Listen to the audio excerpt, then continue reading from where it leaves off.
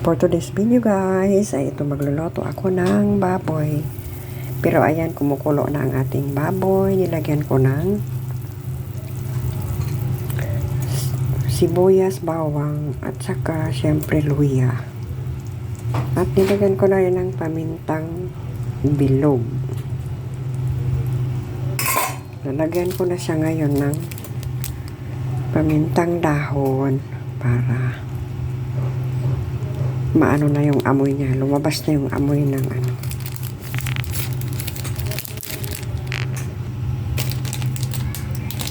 Lumabas na ang amoy ng ating nilaga. Nilaga lang ito guys. Pechay ang halo.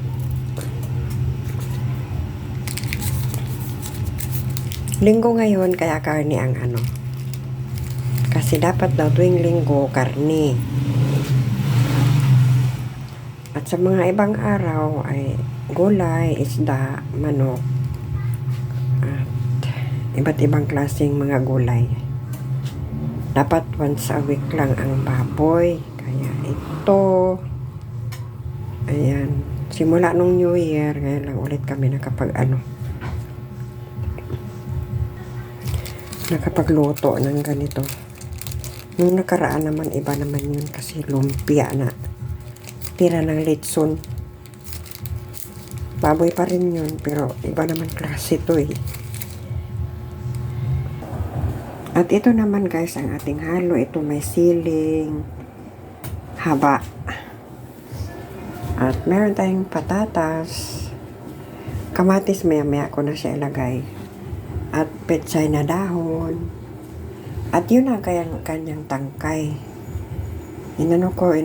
Hinati ko kasi medyo matigas ang tangkay. Masyadong mahaba pag buo.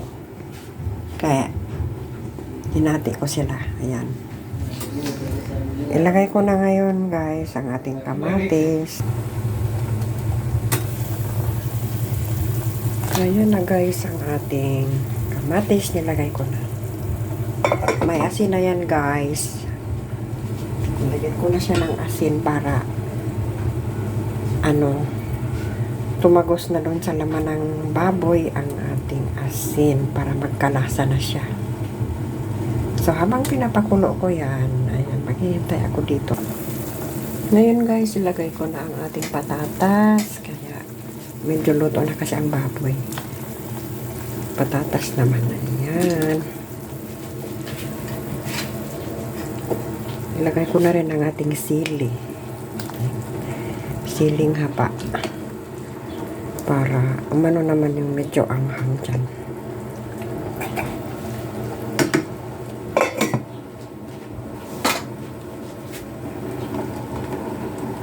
Hintay lang tayo ng mga ilang minuto. Nilagay ko na guys ang ating tangkay ng pechay.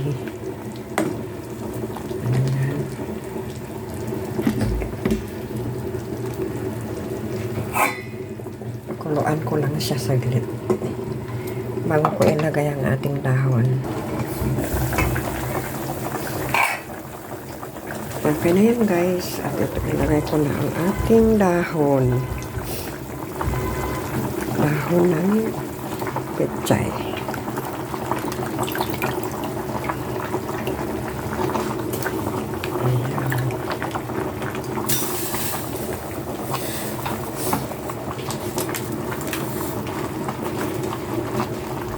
Matigas kasi yung tangkay guys, kaya inuuna natin ilagay para maluto naman siya ng kaunti bago yung dahon. Ewan ko sa iba, ako ganito ako inuuna ko muna yung tangkay bago itong dahon niya.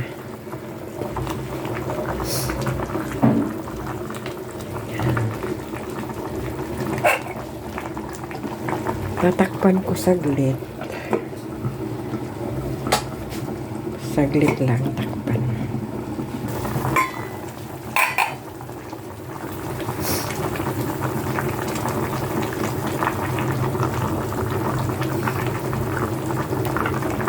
Titikman ko lang siya guys kung tama na ba yung kanyang lasa.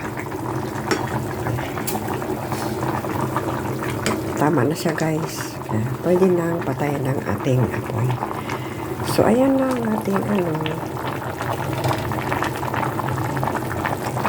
nilagang baboy. Ayan. Thanks for watching. See you in my next video. Bye-bye.